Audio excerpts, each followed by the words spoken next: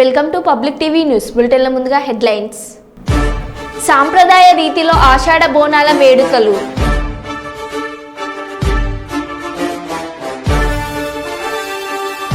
బెంగళూరులో నడి రోడ్డుపై రెచ్చిపోయిన పోకిరీలు.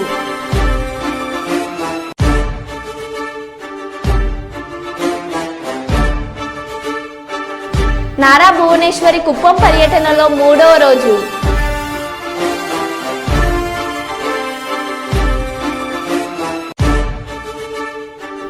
మదనపల్లి సబ్ కలెక్టర్ కార్యాలయానికి వందలాది భూమి బాధితులు.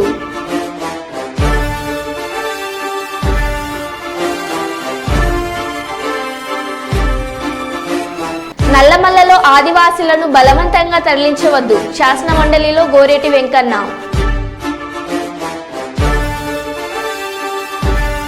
కరీంనగర్ నగర శివార్లోని లోయర్ మానేర్ డ్యాంను సందర్శించిన బీఆర్ఎస్ నాయకుల బృందం.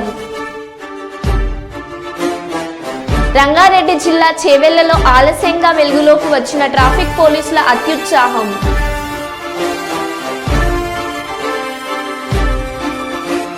ఇక వివరాల్లోకి వెళ్తే, వరంగల్ జిల్లాలో తెరపైకి మళ్లీ కాంగ్రెస్ నాయకుడు నవీన్ రాజ్ లవ్ స్టోరీ. కలిసుంటారని హామీ ఇచ్చి మళ్లీ మొహం చాటేసిన కాంగ్రెస్ నాయకుడు నవీన్ రాజ్. బాధిత మహిళ మీడియా సమావేశం. న్యాయం చేస్తానని స్పష్టమైన హామీ ఇచ్చిన మంత్రి కొండ సురేఖ ఇప్పుడు పట్టించుకుంటూ లేదంటూ బాధిత మహిళ ఆరోపణ.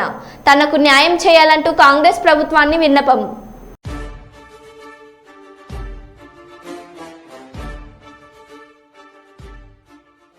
నా పేరు అంజనీ దేవి. గతంలో నా మీద నవీన్ రాజ్ అనే వ్యక్తి అత్యాచారం చేస్తే నేను స్థానిక నేతలైన మన కొండ సురేఖ మేడం దంపతులకు చెప్పాను. ఈ విషయం మీద వాళ్ళు ఆలోచించి నాకు న్యాయం చేస్తా, అతనితో పెళ్లి చేస్తా, అతని మీద కేసు పెట్టిస్తామా అని మేడం గారు స్థానిక ఇంద్రార్గంజ్ పోలీస్ స్టేషన్లో 0 ఎఫ్ఐఆర్ చేయించినాక అతను తన పలుకుబడితోనే ఆ కేసును లాకప్ ఎవిడెన్స్ చేసింది. నేను తర్వాత డాక్యుమెంట్స్ అన్నీ తీసుకొని మేడం గారికి ఇచ్చి పరిస్థితి వివరించిన. మేడం గారు ఇప్పుడున్న పరిస్థితుల్లో నేనేం చేయలేనమ్మా, వచ్చే ప్రభుత్వం కాంగ్రెస్ ప్రభుత్వం, నీకు తప్పకుండా మేము అప్పుడు న్యాయం చేస్తాం, ఇప్పుడు నువ్వు వెళ్ళిపోమ్మని తిరిగి పంపించేసింది. తర్వాత మేడం ఎలక్షన్లు వచ్చినాయి, గెలిచింది మేడం. నేను అప్పుడు వెళ్ళి మళ్ళీ మేడం గారిని కలిసిన. మరి మేడం గారు నాకు ఇప్పుడన్నా న్యాయం చేయండి, చాలా రోజులు గడిచిపోయినాయి కదా, చేయండి అని అడిగింది. మేడం కోసం ఇలా కార్యాలయానికి చూపించింది. ఇక రేపు మాకు అని తిప్పుతుంది. చాలా రోజులు చూసిన అట్లా కూడా. మళ్ళీ నేను ఈ కేసు గురించి తిరిగి నాకు చూసిన డబ్బులు చాలా అయిపోయి ఆర్థికంగా చాలా చిక్కిపోయినాయి. మేడం గారు నాకు న్యాయం తొందరగా చేయాలి అని అడుగుతూ చాలా బూతులు తిట్టింది. రామ్నగర్కి వెళ్ళి అడిగిన మొన్న 16 పోయిన నెల అయితే చాలా బూతులు తిట్టింది. అసలు నేను కేసే పెట్టలేదంటే నువ్వు ఎవరో నాకు తెలియదు అంటారు. చాలా విధాలుగా నన్ను బెదిరింపులు చేసి వాళ్ళ అంశాలతో బయటకు పంపించింది. ఇక నేను వచ్చి సిపి గారికి చెప్పిన, స్థానిక సిఐ గారు ఇంద్రార్గంజ్కి చెప్పిన, డీజీపీ గారికి చెప్పిన. అందరూ ఎవ్వరు ఇంతవరకు నాకు రెస్పాండ్ అవ్వట్లేదు. కాబట్టి నేను ప్రెస్ మీట్ పెడతాను పెట్టిన. ప్రెస్ మీట్ పెడితే కూడా చంపుదాన్ని బెదిరించింది మేడం. అట్లా కూడా కొద్ది రోజులు ఎదురు చూసిన. ఇప్పుడు ఇంకా నేను ధైర్యం తెచ్చుకొని నా జీవితం నాకు కావాలి కాబట్టి, నాకు న్యాయం కావాలి కాబట్టి వీళ్ళందరితో వీళ్ళ సహకారంతో ప్రెస్ మీట్ చేస్తాను. ఇప్పటికైనా ప్రభుత్వం వెంటనే స్పందించి నవీన్ రాజ్తో నాకు తగిన న్యాయం చేసి నన్ను కాపాడి నాకు లైఫ్ సెటిల్ చేయాలని కోరుకుంటున్నాను. నమస్తే. అయ్యింది అత్యాచారం కేసు అయింది. అదైనా లాకప్ ఎవిడెన్స్ చేసింది పోలీసులు అందరినీ.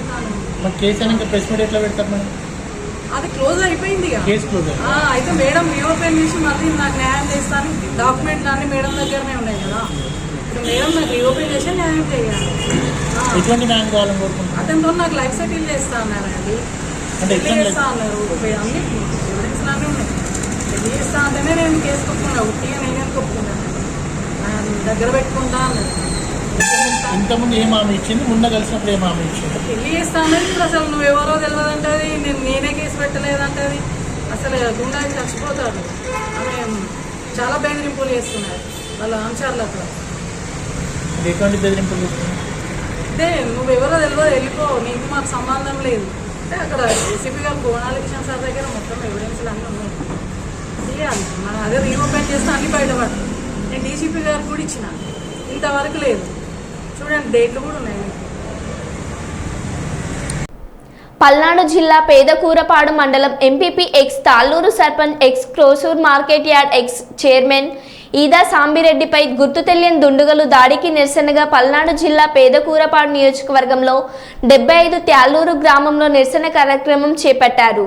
విషయం తెలుసుకుని గ్రామస్తులు చేస్తున్న నిరసన కార్యక్రమాన్ని అడ్డుకున్న పోలీసులు మా నాయకుడి మీద దాడి చేసిన వారిని పట్టుకోకుండా శాంతియుతంగా నిరసన తెలియజేస్తున్న మమ్మల్ని అడ్డుకోవడం ఏంటని ప్రశ్నించిన గ్రామస్తులు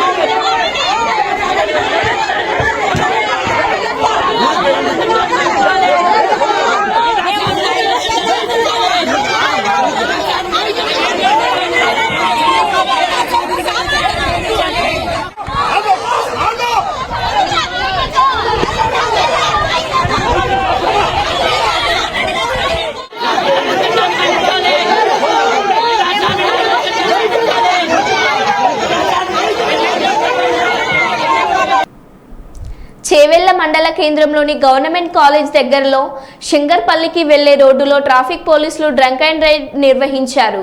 డ్రంక్ అండ్ డ్రైవ్ లో పట్టుబడ్డ వాళ్లను చట్టపరమైన చర్యలు తీసుకోవాలని తప్ప దుర్భాషలాడుతూ ప్రజలపై ఇలాంటి చర్యలు తీసుకోవడం ఏంటని స్థానికులు చర్చాంశనీయాంశంగా మారి వారి యొక్క వీడియో సోషల్ మీడియాలో వైరల్గా మారింది.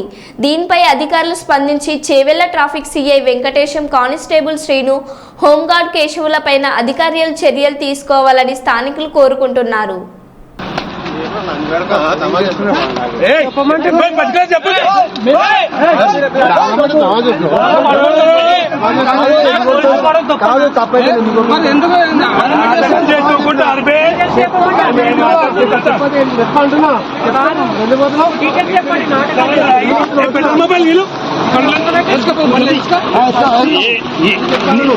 నీకే తోయలేదు చెప్పాలంటున్నా సార్ టైలెట్ పోతుందని చెప్పాలి.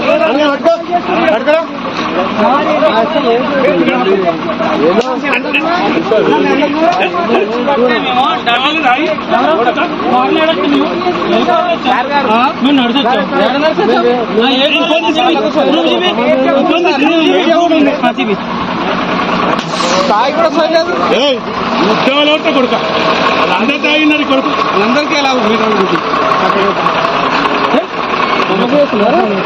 తప్పే మళ్ళా పోతాం సార్. తీసుకోపోతావు ఏం మాట్లాడతావు? ఏమంటున్నారా నువ్వు? తప్పు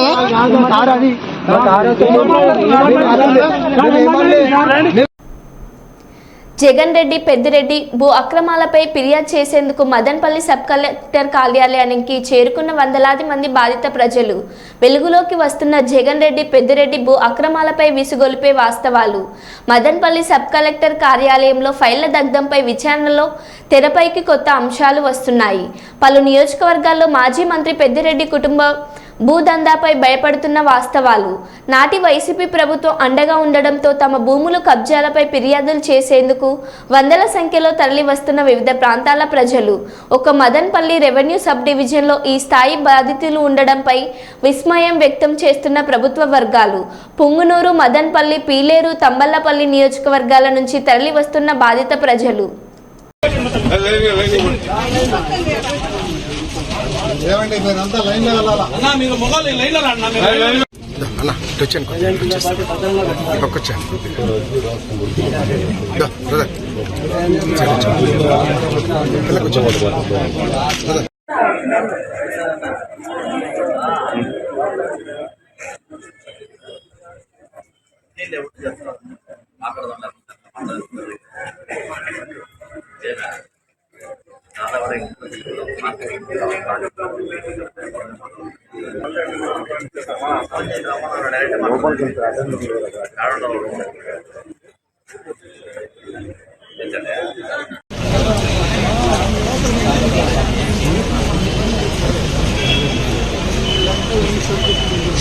Gracias.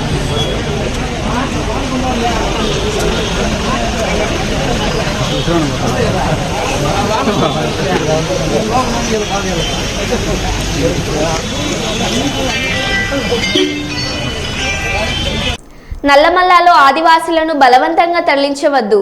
యురేనియం తవ్వకాల కోసమే ఆదివాసీలను అక్రమంగా తరలిస్తున్నారని, ఆదివాసులు అభద్రతా భావంతో ఉన్నారు. ఆదివాసులు పర్యావరణాన్ని కాపాడుతూ ఉంటారు. బయట బతికే పరిస్థితి ఆదివాసులకు లేదు. కావున వాళ్లను బలవంతంగా తరలించవద్దని విజ్ఞప్తి చేశారు శాసన మండలిలో గోరటి వెంకన్న. నల్లమల్ల అటవీ ప్రాంతంలో ఉన్న చెంచులను తరలింపు బలవంతాన కూడా జరుగుతున్నది, లేకుంటే వాళ్ళ ఇష్టాపూర్తి జరుగుతున్నది. ఒక చర్చ అభద్రతకు గురి అవుతున్నారు.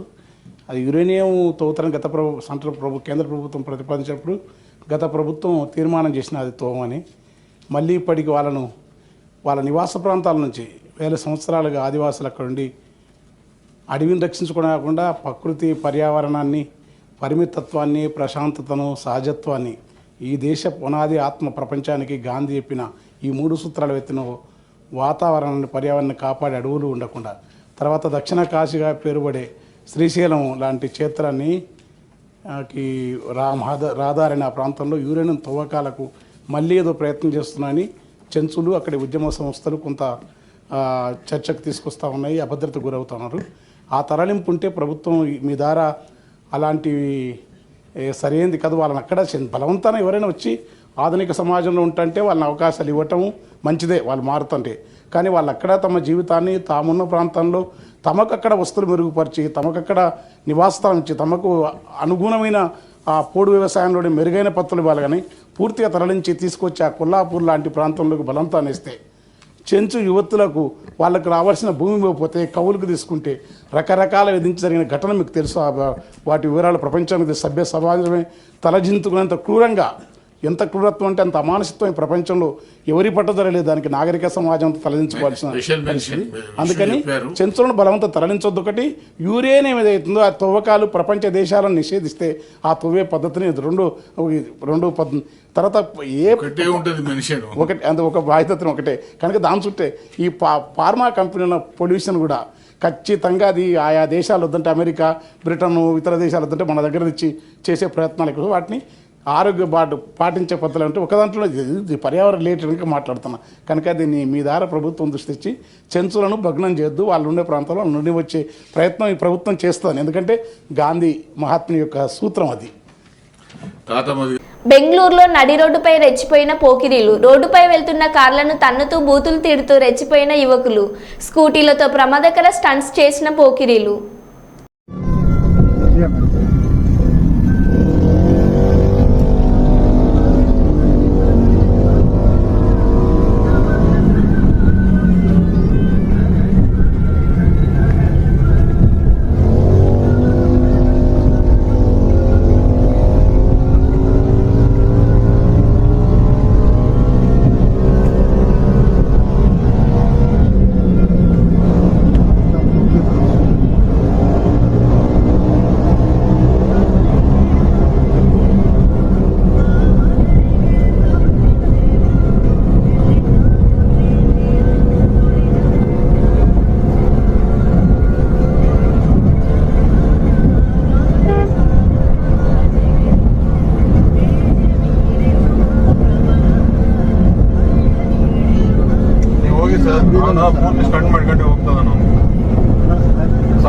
తెలంగాణలో ఆషాఢ మాసం బోనాల సంబరాలు మొదలయ్యాయి.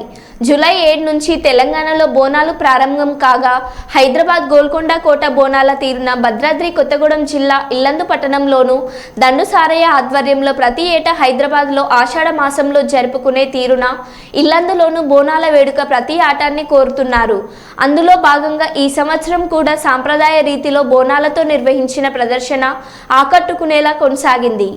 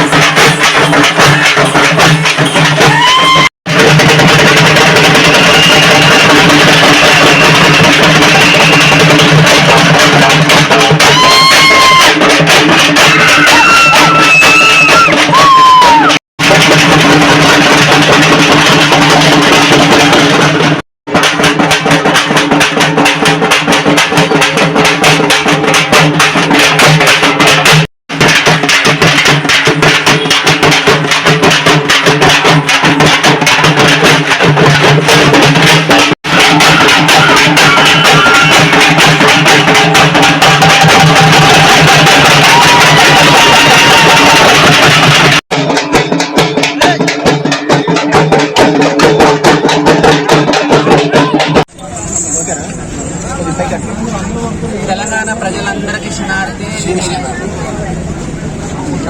మా తమ్ముడు పోత అసోసియేషన్ అర్థం చెప్తుండే మీ అందరికీ.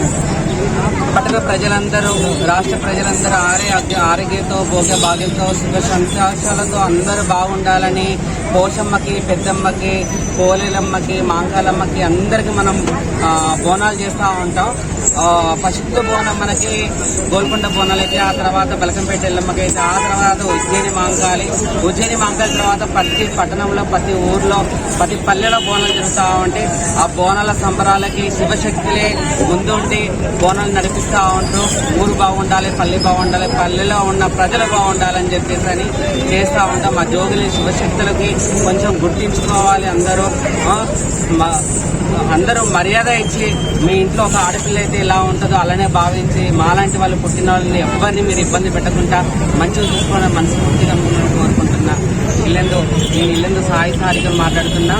నేను ప్రజల కోసం ఇలా పుట్టే అమ్మవారు వచ్చిన తర్వాత ప్రజల కోసం ఏదో మా సంతోషానికి, మాకు ఆటకు సంతోషం కోసం మాకు ఏదో కావాలి ఈశాలు వేసుకోవడానికి ఇలా వేసుకుంటాం. కొంతమంది దుర్మార్గులు చాలా విధాలుగా మా గురించి చెడుగా మాట్లాడుతారు. దయచేసి అలా మాట్లాడకండి. మేము అమ్మవారు వచ్చేవాళ్ళం, అమ్మవారిలా అని ఉంటాం. ఇప్పుడు ఇలా అమ్మవారిలా ఉండే తర్వాత పైన షీట్ వేసుకొని కొంతమంది ఉంటారు, కొందరు లుంగి టీ షర్ట్ వేసుకొని, కొందరు లాల్చి పైజామా వేసుకొని రకరకాలుగా ఉంటారు. దాన్ని మాత్రం మీరు కించపరిచినందుకు మీరే నష్టపోతారు. గుర్తుపెట్టుకోండి అందరూ. ఎవరైనా కానీ తెలంగాణలో ఉన్న ప్రతి ఒక్కరు చెప్తున్నా, మహిళలు చెప్తున్నా, పురుషులు చెప్తున్నా, మాలాంటి వాళ్ళు చెప్తున్నా, ఎప్పుడైనా కానీ మాలాంటి వాళ్ళని కించపరిచినట్టుంటే గ్యారెంటీ మీరు ఏదో ఒక రూపున మీరు నష్టపోతూనే ఉంటారు. ప్రతి ఇంట్లో ఎవరో ఒకరు మాలాంటి శివశక్తి ప్రతి గ్రామాల్లో ఉన్నారు, ప్రతి పల్లెలో ఉన్నారు, ప్రతి రాష్ట్రంలో, ప్రతి జిల్లాలలో ఎంతో మంది ఉన్నారు. మాకు సంఘాలు ఉన్నాయి, మాకు అన్నీ ఉన్నాయి. మాకున్న గౌరవం ఎవరికి ఉండదు. కానీ మీరు మా ఇంటి పక్కన, ఈ చుట్టుపక్కల ఉన్న వాళ్ళే మాలాంటి వాళ్ళని కించపరుస్తూ ఉంటారు. దయచేసి మీ ఊర్లో ఎవరు మాలాంటి వాళ్ళు ఉన్నా కానీ వాళ్ళని గౌరవించండి, మర్యాదగా చూసుకోండి, మంచి చేయండి. అమ్మవారిని ఎలా చూస్తున్నాం మమ్మల్ని అలా చూసుకుని అందరికీ బాగుంటుంది. నేను మంచి చెప్తున్నా. మాలాంటి వాళ్ళు ఉన్న ఊరు కానీ పల్లె కానీ ఏదైనా కానీ పచ్చగానే ఉంటుంది, కానీ ఎప్పుడు ఇబ్బందిలో ఉండవు. ఈ ఆషాఢ మాసం, శ్రావణ మాసంలో అనారోగ్యంతో ఉంటుంది కాబట్టి ప్రతి ఇంటి నుంచి అమ్మవారికి శాఖ నైవేద్యం తీసుకెళ్లి వేపాకులతోనే అమ్మవారికి పెడితే ఎలాంటి కానీ రోగాలు రాకుండా ఉంటాయని కోరుకుంటున్నా ప్రతి ఒక్కరు. ఆంధ్రప్రదేశ్ అసెంబ్లీ సమావేశంలో నవ్వుల పూలు. వైసీపీ ప్రభుత్వ హయాంలో కేసులు ఉన్న వారు నిల్చోవాలని ముఖ్యమంత్రి చంద్రబాబు నాయుడు అనడంతో అసెంబ్లీలో దాదాపు 80% ఎమ్మెల్యేలు నిల్చున్న దృశ్యం. ఇక్కడ నేను చెప్పినట్టుగా కొన్ని కేసులు ఉన్నాయి, మీ మీద ఉన్నాయి. కేసులు పెట్టిన వాళ్ళు మీరు ఒకసారి లేండి.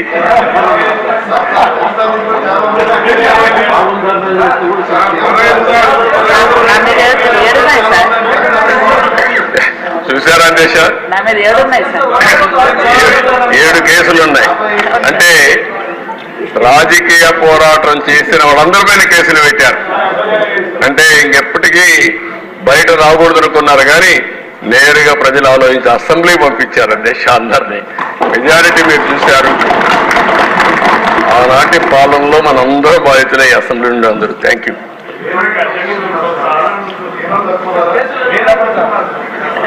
నెక్స్ట్ మీ ఇంట్లో నారాయణ గారు చెప్పినట్టు ఇది నేను చెప్పింది వాళ్ళ పేర్లే ఎక్కువ టైం అవుతుంది చెప్పలేకపోయాను, కానీ ఇంట్లో ఉంటే మన పెళ్ళిళ్ళు పిలిచేవాళ్ళం కుటుంబ సమేతంగా. ఇప్పుడు కుటుంబ పరివారం అందరిపైన కేసులు పెట్టారు. సపరివారం అందరి మీద ఒకరిద్దరు కాకుండా అందరిపైన కేసులు. అంటే ఏ విధంగా హెరాస్ చేశారు. ఈ రాష్ట్రంలో ఎవ్వరు వ్యాపారాలు చేయడానికి వీల్లేదు, ఎవరు బయట రావడానికి వీల్లేదు, ఎవరు మాట్లాడడానికి వీల్లేదు. ఒకవేళ మీరు ఆస్తులుంటే ఆస్తుల్లో కూడా వాటా ఇవ్వమంటే ఇవ్వాల్సిందే.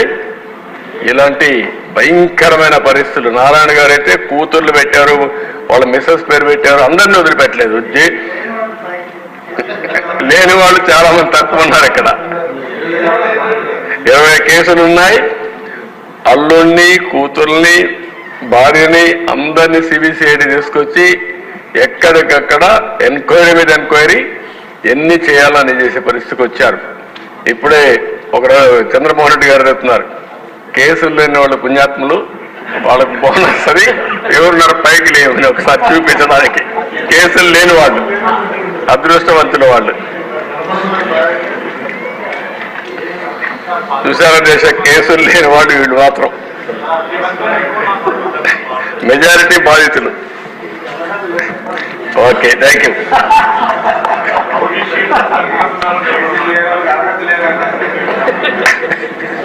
జయశంకర్ భూపాలపల్లి జిల్లా మేడిగడ్డ ప్రాజెక్టును సందర్శించిన working president K T Rama Rao, BRS బృందం, ఎమ్మెల్యే, ఎమ్మెల్సీ నాయకులు.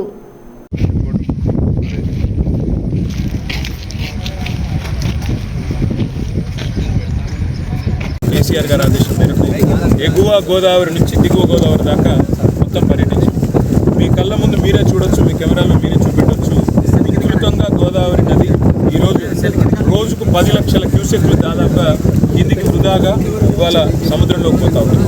ఈ నీళ్లను ఎత్తిపోసే అవకాశం ఉండగా పైన ఉండే ఎస్ఆర్ఎస్పి కానీ, పైన ఉండే మిడ్ మానేర్ కానీ, అప్పర్ మానేర్ కానీ, ఎల్ఎండి కానీ, కొండపోచమ్మ సాగర్ కానీ, మల్లన్న సాగర్ కానీ, రంగనాయక సాగర్ కానీ పైన ఉండే రిజర్వాయర్లేమో గొంతెండిపోయి ఇవాళ ఎడారిలాగా మారిపోయిన పరిస్థితి. నీళ్ళేమో ఇక్కడ కిందికి సముద్రంలో ఉత్తగపోతున్నాయి. చేయాల్సిందల్లా ఒక బటన్ ఆన్ చేయడం అంతే. ఆ బటన్ ఆన్ చేయడానికి కూడా ముఖ్యమంత్రికి మనసు ఎందుకు వస్తలేదు, ప్రభుత్వానికి మనసు ఎందుకు వస్తలేదంటే తేలుగుట్టిన దొంగలెక్క అయిపోయింది పరిస్థితి. కాళేశ్వరం కొట్టుకపోయింది, గంగపాలైపోయింది అని అడ్డమైన నోర్లు ఏవైతే వాగినాయో వాళ్ళ నోర్లు మూతలు పడే విధంగా ఇవాళ టీవీగా ఇక్కడ కాళేశ్వరం ప్రాజెక్టు మొత్తం నిలదొక్కుని నిలబడి నిఠారుగా నిలబడి ఉన్నది. దీన్ని చూసి కళ్ళు కుట్టి ఏం చెప్పాలో తెలియక ఇవాళ నీళ్లు పంపు చేద్దామంటేనేమో కేసీఆర్ పేరు వస్తుంది, ఏం చేయాలో తెలియదు. నీళ్లు పంపు చేయకపోతేనేమో రైతులు తన్నేటట్టున్నారు, ఏం చేయాలో తెలియదు. అందుకే ప్రభుత్వం కక్కలేక మింగలేక తేలుగుట్టిన దొంగలాగా ఈరోజు వ్యవహారం చేస్తూ ఉంది. ఎన్డీఎస్ఏ రిపోర్ట్ అంటాడు ఉత్తమ్ కుమార్ రెడ్డి. ఎన్డీఎస్ఏ రిపోర్ట్ లేదేం లేదు. గ్రౌటింగ్ ఇదివరకు కూడా చేశారు. అన్నారంలో, సుందిళ్లలో 2020 సంవత్సరంలో కూడా వాళ్ళ నా కవిత్వం కాదు, నేను చెప్పడం కాదు. పొద్దున ఎస్సీ గారిని, ఈ గారిని మొత్తం మేమందరం అడిగినాం. సార్ ఇది కామనేనా అంటే ఓఎండ్ఎం అనేది చాలా కామన్, ఓవర్ హెడెడ్ మెయింటెనెన్స్ చాలా కామన్ ఫీచర్ సార్. ఇదివరకు కూడా చేసినాం. ఎన్డీఎస్ఏ రిపోర్ట్ అనేది ఏదో ఉన్నది, కానీ దాంతో నిమిత్తం లేకుండానే నీళ్ళు ఇవ్వవచ్చు. కేవలం ప్రభుత్వం ఒక డిసిషన్ తీసుకోవాలి. నేను ఇంజనీర్లకు సెల్యూట్ చేస్తా ఉన్నాను. వాళ్ళు అద్భుతమైన ప్రాజెక్ట్ కట్టినారు. చిన్న లోపాలు జరిగి ఉండవచ్చు, దాన్ని కూడా రిపేర్ చేసి నడుపుతూ ఉన్నారు. కానీ నీళ్లు పోతుంటే ఇవాళ కళ్ళుండి చూడలేని కబోదులాగా ఈ రకంగా ఈ నీళ్లను వృధాగా ఇవాళ సముద్రంలోకి పోనిస్తున్న ప్రభుత్వం ఏదైతుందో వారిది క్రిమినల్ నెగ్లిజెన్స్ అన్నదక తప్పదు. ఉద్దేశపూర్వక నేరపూరిత మనస్తత్వంతో కూడిన ఒక నిర్లక్ష్యం ఇది. ప్రజలను, రైతులను వాళ్ళ పొట్టగొట్టే నిర్లక్ష్యం ఇది మంచిది కాదు. రేవంత్ రెడ్డి గారు వేసడానికి పోకండి. ఆగస్టు 2 లోపల మీరు వెంటనే పంపింగ్ స్టార్ట్ చేయండి. లేకపోతే నేను ఇందాక చెప్పినట్టు 50,000 మంది రైతులతో మేమే వస్తాం. తప్పకుండా మేమే ఈ పంపులు ఆన్ చేసి మరి ప్రభుత్వానికి బుద్ధి చెప్తామని చెప్పి కూడా వారిని హెచ్చరిస్తాం. Thank you. శాసనసభ్యులు, శాసన మండలి సభ్యుల బృందం అంతా కూడా మేము మా పార్టీ అధ్యక్షులు పెద్దలు కేసీఆర్ గారి ఆదేశం మేరకు ఎగువ గోదావరి నుంచి దిగువ గోదావరి దాకా మొత్తం పర్యటించాం. మీ కళ్ళ ముందు మీరే చూడొచ్చు, మీ కెమెరాలో మీరే చూపెట్టొచ్చు. విస్తృతంగా గోదావరి నది ఈ రోజుకు 10 లక్షల క్యూసెక్లు దాదాపుగా కిందికి వృధాగా ఇవాళ సముద్రంలోకి పోతా ఉంది. ఈ నీళ్లను ఎత్తిపోసే అవకాశం ఉండగా పైన ఉండే ఎస్ఆర్ఎస్పి కానీ, పైన ఉండే మిడ్ మానేర్ కానీ, అప్పర్ మానేర్ కానీ, ఎల్ఎండి కానీ, కొండపోచమ్మ సాగర్ కానీ, మల్లన్న సాగర్ కానీ, రంగనాయక సాగర్ కానీ పైన ఉండే రిజర్వాయర్లేమో గొంతెండిపోయి ఇవాళ ఎడారిలాగా మారిపోయిన పరిస్థితి. నీళ్ళేమో ఇక్కడ కిందికి సముద్రంలో ఉత్తగపోతున్నాయి. చేయాల్సిందల్లా ఒక బటన్ ఆన్ చేయడం అంతే. ఆ బటన్ ఆన్ చేయడానికి కూడా ముఖ్యమంత్రికి మనసు ఎందుకు వస్తలేదు, ప్రభుత్వానికి మనసు ఎందుకు వస్తలేదంటే తేలుగుట్టిన దొంగలెక్క అయిపోయింది పరిస్థితి. కాళేశ్వరం కొట్టుకపోయింది, గంగపాలైపోయింది అని అడ్డమైన నోర్లు ఏవైతే వాగినాయో వాళ్ళ నోర్లు మూతలు పడే విధంగా ఇవాళ టీవీగా ఇక్కడ కాళేశ్వరం ప్రాజెక్టు మొత్తం నిలదొక్కుని నిలబడి నిఠారుగా నిలబడింది. దీన్ని చూసి కళ్ళు కుట్టి ఏం చెప్పాలో తెలియక ఇవాళ నీళ్లు పంపు చేద్దామంటేనేమో కేసీఆర్ పేరు వస్తుంది, ఏం చేయాలో తెలియదు.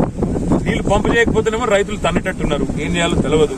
అందుకే ప్రభుత్వం కక్కలేక మింగలేక తేలుగుట్టిన దొంగలాగా ఈరోజు వ్యవహారం చేస్తా ఉంది. ఎన్డీఎస్ఏ రిపోర్ట్ అంటాడు ఉత్తమ్ కుమార్ రెడ్డి. ఎన్డీఎస్ఏ రిపోర్ట్ లేదేం లేదు. గ్రౌటింగ్ ఇదివరకు కూడా చేసింది. అన్నారంలో, సుందిళ్లలో 2020 సంవత్సరంలో కూడా వాళ్ళ నా కవిత్వం కాదు, నేను చెప్పడం కాదు. పొద్దున ఎస్సీ గారిని, ఈ గారిని మొత్తం మేమందరం అడిగినాం. సార్ ఇది కామనేనా అంటే ఓఎండ్ఎం అనేది చాలా కామన్, ఓవర్ హెడెడ్ మెయింటెనెన్స్ చాలా కామన్ ఫీచర్ సార్. ఇదివరకు కూడా చేసినాం. ఎన్డీఎస్ఏ రిపోర్ట్ అనేది ఏదో ఉన్నది, కానీ దాంతో నిమిత్తం లేకుండానే నీళ్లు ఇవ్వవచ్చు. కేవలం ప్రభుత్వం ఒక డిసిషన్ తీసుకోవాలి. నేను ఇంజనీర్లకు సెల్యూట్ చేస్తా ఉన్నా. వాళ్ళు అద్భుతమైన ప్రాజెక్ట్ కట్టినారు. చిన్న లోపాలు జరిగి ఉండవచ్చు, దాన్ని కూడా రిపేర్ చేసి నడుపుతా ఉన్నారు. కానీ నీళ్లు పోతుంటే ఇవాళ కళ్ళుండి చూడలేని కబోదుల్లాగా ఈ రకంగా ఇన్ని నీళ్లను వృధాగా ఇవాళ సముద్రంలో పోనిస్తున్న ప్రభుత్వం ఏదైతుందో వారిది క్రిమినల్ నెగ్లిజెన్స్ అని అనక తప్పదు. ఉద్దేశపూర్వక నేరపూరిత మనస్తత్వంతో కూడిన ఒక నిర్లక్ష్యం ఇది. ప్రజలను, రైతులను వాళ్ళ పుట్టగొట్టే నిర్లక్ష్యం ఇది, మంచిది కాదు. రేవంత్ రెడ్డి గారు బేసిజానికి పోకండి. ఆగస్టు 2 లోపల మీరు వెంటనే పంపింగ్ స్టార్ట్ చేయండి. లేకపోతే నేను ఇందాక చెప్పినట్టు 50,000 మంది రైతులతో మేమే వస్తాం. తప్పకుండా మేమే ఈ పంపులు ఆన్ చేసి మరి ప్రభుత్వానికి బుద్ధి చెప్తామని చెప్పి కూడా వారిని హెచ్చరిస్తాం. Thank you. మరో బులెటిన్లో మళ్ళీ కలుద్దాం. Stay tune.